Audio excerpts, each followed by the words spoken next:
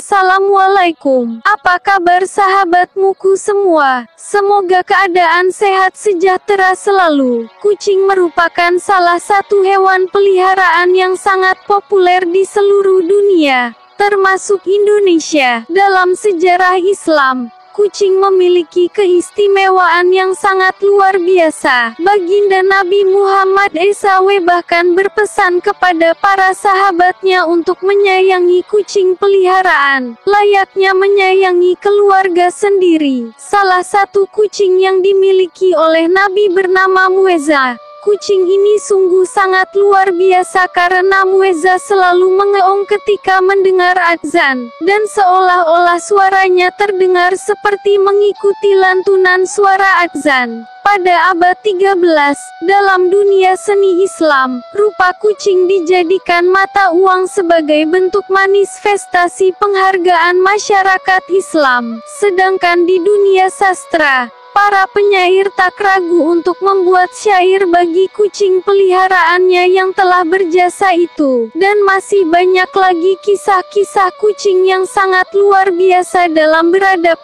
Islam. Untuk selengkapnya, silakan langsung saja simak kisah selengkapnya berikut ini. Kisah Muezza, kucing kesayangan Rasulullah. Diceritakan dalam suatu kisah, Nabi Muhammad memiliki seekor kucing yang diberi nama Muezza. Suatu saat, dikala Nabi hendak mengambil jubahnya, ditemuinya Muezza sedang terlelap tidur dengan satai di atas jubahnya. Tak ingin mengganggu hewan kesayangannya itu, Nabi pun memotong belahan lengan yang ditiduri Muezza dari jubahnya. Ketika Nabi kembali ke rumah, Muezza terbangun dan merunduk sujud kepada majikannya. Sebagai balasan, Nabi menyatakan kasih sayangnya dengan mengelus lembut ke badan mungil kucing itu sebanyak 3 kali. Dalam aktivitas lain, setiap kali Nabi menerima tamu di rumahnya, Nabi selalu menggendong Muezza dan ditaruh di pahanya. Salah satu sifat Muezza yang Nabi sukai ialah ia selalu mengeong ketika mendengar azan,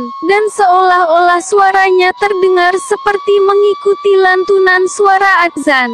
Kepada para sahabatnya, baginda Nabi berpesan untuk menyayangi kucing peliharaan, layaknya menyayangi keluarga sendiri. Hukuman bagi mereka yang menyakiti hewan lucu ini sangatlah serius. Dalam sebuah hadis Sahih Al-Bukhari, dikisahkan tentang seorang wanita yang tidak pernah memberi makan kucingnya, dan tidak pula melepas kucingnya untuk mencari makan sendiri. Nabi Muhammad SAW pun menjelaskan bahwa hukuman bagi wanita ini adalah siksa neraka. Tak hanya Nabi, istri Nabi sendiri, Aisyah binti Abu Bakar As-Siddiq pun amat menyukai kucing, dan merasa amat kehilangan dikala ditinggal pergi oleh si kucing. Seorang sahabatmu yang juga ahli hadis, Abdurrahman bin Sakhr Al-Azdi, diberi julukan Abu Hurairah, bapak para kucing jantan, karena kegemarannya dalam merawat dan memelihara berbagai kucing jantan di rumahnya. Penghormatan para tokoh Islam terhadap kucing pasca wafatnya Nabi Muhammad dalam buku yang berjudul Chats of Cairo dijelaskan pada masa dinasti Mamluk. Baibar al-Zahir, seorang sultan yang juga pahlawan garis depan dalam perang salib, sengaja membangun taman-taman khusus bagi kucing dan menyediakan berbagai jenis makanan di dalamnya. Tradisi ini telah menjadi adat istiadat di berbagai kota-kota besar negara Islam. Hingga saat ini, mulai dari Damaskus, Istanbul hingga Kairo, masih bisa kita jumpai kucing-kucing yang berkeliaran di pojok-pojok masjid tua dengan berbagai macam makanan yang disediakan oleh penduduk setempat.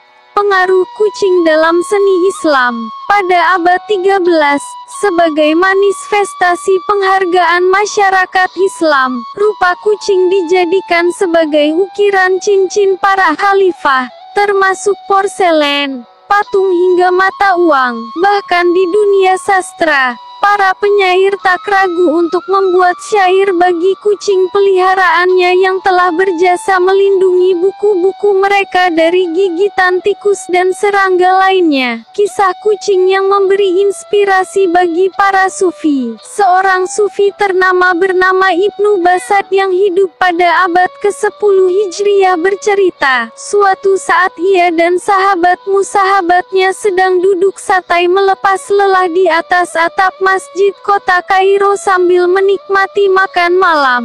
Ketika seekor kucing melewatinya, Ibnu Basad memberi sepotong daging kepada kucing itu. Namun tak lama kemudian kucing itu kembali lagi. Setelah memberinya potongan yang kedua, diam-diam Ibnu Basad mengikuti ke arah kucing itu pergi, hingga akhirnya ia sampai di sebuah atap rumah kumuh, dan didapatinya si kucing tadi sedang menyodorkan sepotong daging yang diberikan Ibnu Basad kepada kucing lain yang buta kedua matanya. Peristiwa ini sangat menyentuh hatinya hingga ia menjadi seorang sufi sampai ajal menjemputnya pada tahun 1067. Selain itu, kaum sufi juga percaya bahwa dengkuran nafas kucing memiliki irama yang sama dengan zikir kalimah Allah. Kisah teladan dari seekor kucing. Salah satu cerita yang cukup masyhur yaitu tentang seekor kucing peliharaan yang dipercaya oleh seorang pria untuk menjaga anaknya yang masih bayi dikala ia pergi selama beberapa saat. Bagaikan prajurit yang mengawal tuannya, kucing itu tak hentinya berjaga di sekitar sang bayi. Tak lama kemudian melintaslah ular berbisa yang sangat berbahaya di dekat si bayi mungil tersebut.